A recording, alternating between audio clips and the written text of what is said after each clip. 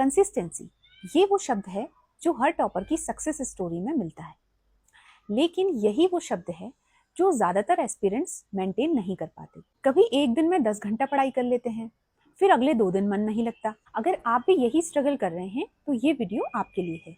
तो दोस्तों, सबसे पहले बात करते हैं कि आखिर कंसिस्टेंसी होती क्या है। किसी काम को एक जैसी मेहनत, तरीके और नियमितता से करना। ये आज किया कल छोड़ दिया वाली बात नहीं है, बल्कि थोड़ा थोड़ा लेकिन हर दिन वाला दृष्टिकोण है।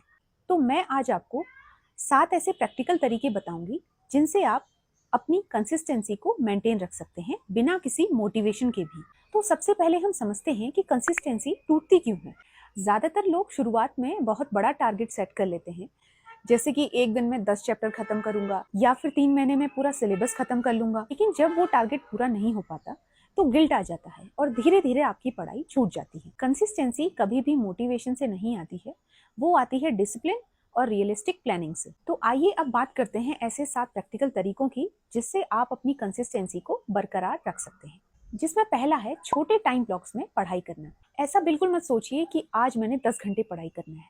आप बस अभी का सोचिए, जैसे कि अगले 45 मिनट में मैंने ये चैप्टर खत्म करना है। आप इसके लिए पोमोडोरो टेक्निक यूज कर सकते हैं। जैसे आपने 25 मिनट की पढ़ाई करी, उसके बाद 5 मिनट का ब्रेक ले लिया। इससे क्या होगा कि आपका माइंड थकेगा नहीं और दिन भर में आप कंसिस्टेंसी मेंटेन कर सकते हैं। दूसरा तरीका है घंटे नहीं, टाइम फिक्स करिए।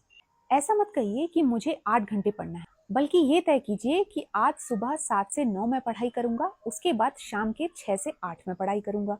आप बस 3 स्लॉट्स बनाइए। मॉर्निंग में आप फ्रेश टॉपिक उठाइए, दिन में आप उनको रिवाइज कर सकते हैं और रात्रि के समय आप मॉक टेस्ट या फिर एमसीक्यू प्रैक्टिस कर सकते हैं।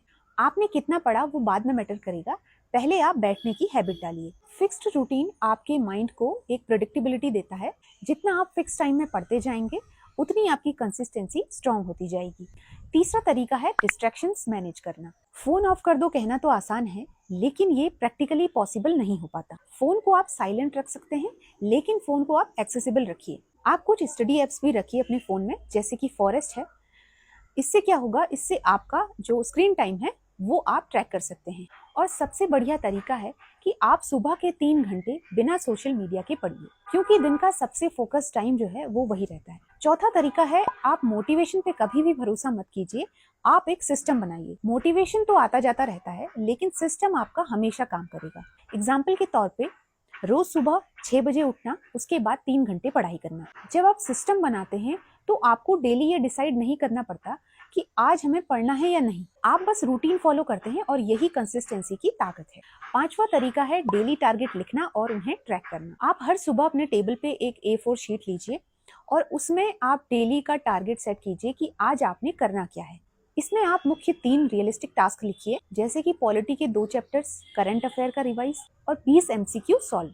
शाम को आप उस चीज पे टिक लगा लीजिए जो आपका पूरा हुआ। जब आप रोज टिक लगाने लगते हैं तो ब्रेन को एक रिवॉर्ड मिलता है और यही कंसिस्टेंसी को सस्टेन करता है। छठा तरीका है अकाउंटेबिलिटी। आप स्टडी ट्रैकर बनाइए या फिर अपनी फैमिली में या किसी दोस्त को अपनी रिपोर्ट भेजिए। जब आपको पता होता है कि कोई आपका प्रोग्रेस देख रहा है तो आप नेचुरली कंसिस्टेंट रहते हैं। 7वां तरीका है लो डेज के लिए बैकअप प्लान रखना। हर दिन परफेक्ट नहीं होगा, किसी दिन आपका मन नहीं करेगा, किसी दिन आपकी हेल्थ डाउन होगी या किसी दिन आपका कोई फैमिली इशू हो जाएगा।